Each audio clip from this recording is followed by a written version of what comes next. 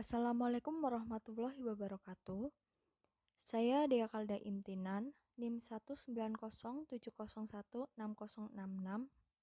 dari Psikologi 6B. Di sini saya akan menjelaskan terkait dengan kuasa pengetahuan dalam sosial.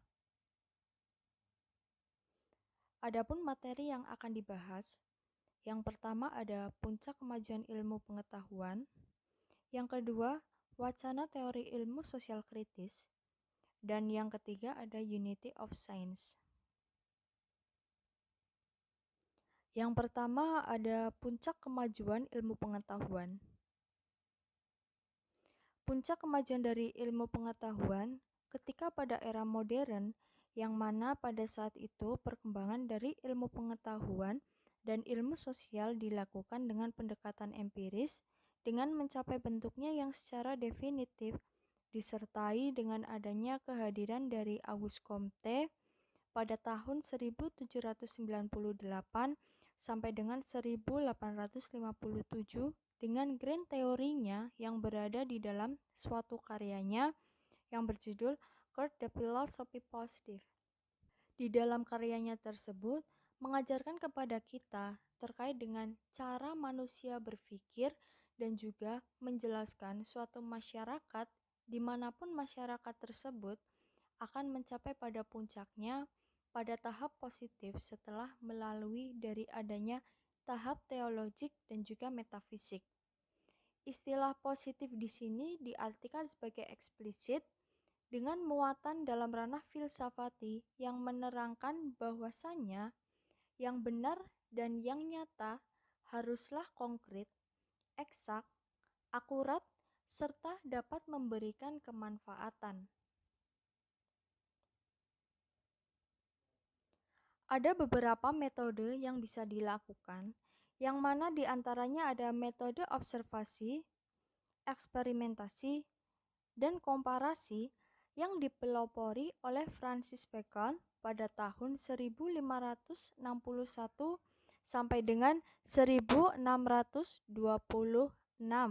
yang mana Francis juga ikut serta dalam memberikan dorongan terkait dengan pesatnya perkembangan ilmu pengetahuan. Dari adanya hal tersebut, kemudian para ilmuwan setelahnya seperti Helmholtz, Pasteur, Darwin, Clerk Maxwell berhasil dalam menemukan hal-hal yang baru di dalam penelitian ilmiah yang dilakukannya.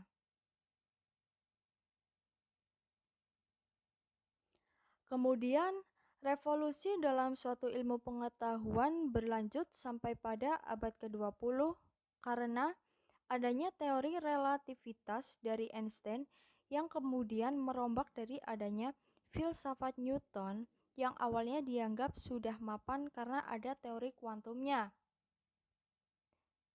Di dalam teori kuantumnya Newton bisa mengubah persepsi dalam ilmu pengetahuan terkait dengan adanya sifat-sifat dasar dan materi yang memang disuguhkan sedemikian rupa yang membuat para pakar ilmuwan bisa melanjutkan penelitian-penelitiannya yang kemudian berhasil dalam mengembangkan ilmu-ilmu dasar seperti astronomi, fisika, kimia, biologi molekuler dengan hasil yang dapat dinikmati kemudian kepada manusia pada abad yang ke-21 sekarang ini. Secara historis, sebenarnya pergulatan besar dari sumber pengetahuan yang bisa menunjang dari adanya ilmu pengetahuan pada era sekarang ini tuh dimulai dari rasionalisme dengan tokohnya René Descartes, empirisme dengan tokohnya John Locke, dan kritisisme dengan tokohnya Immanuel Kant. Pergulatan besar yang terjadi tersebut kemudian berpuncak ketika pada pemikirannya Auguste Comte yang disandingi dengan aliran positivismenya, di mana hal ini terjadi pada abad ke-19 yang kemudian pada abad ini bisa dikatakan sebagai abad positivisme karena memiliki pengaruh yang begitu kuat serta pemikiran ini juga memiliki pengaruh aliran yang luas pada abad modern tersebut.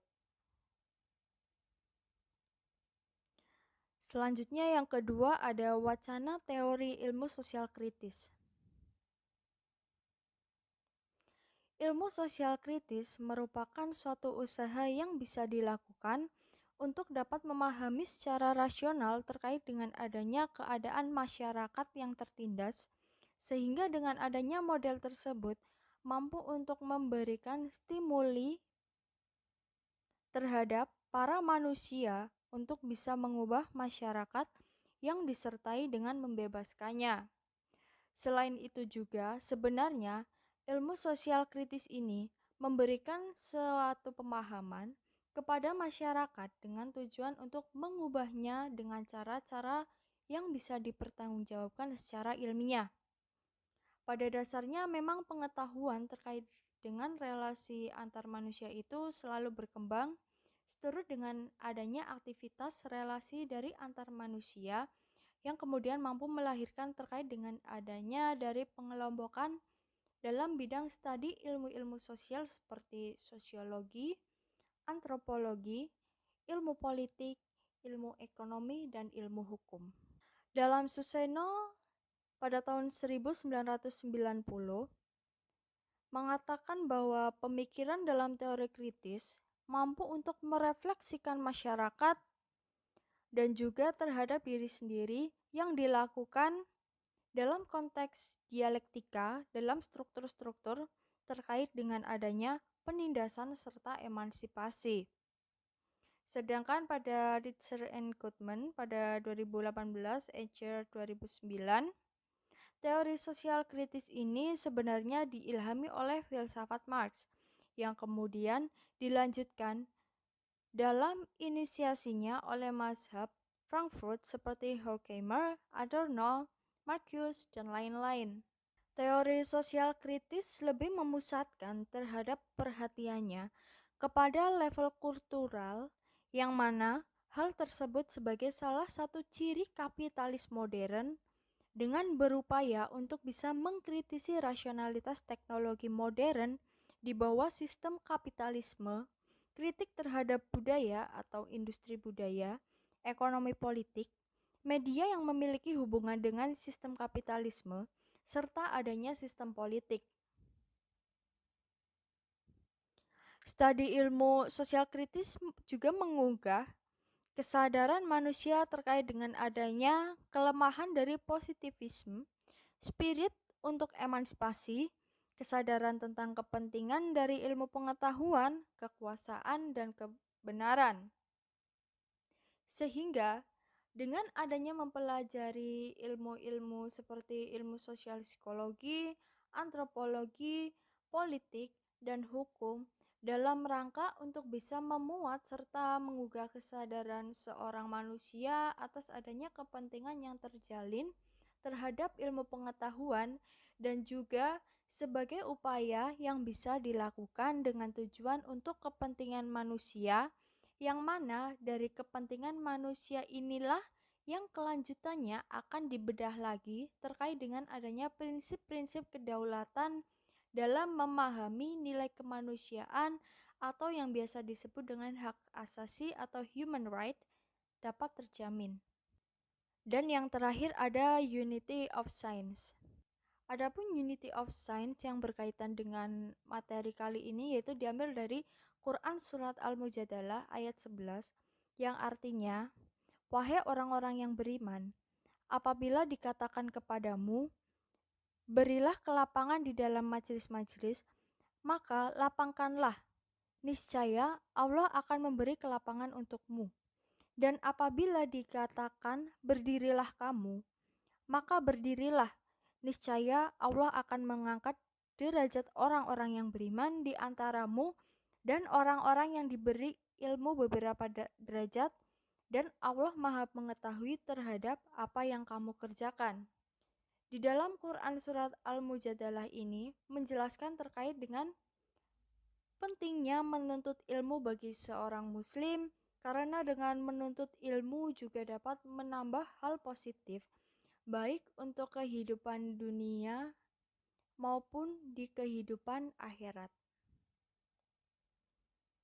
Baik, sekian dan terima kasih.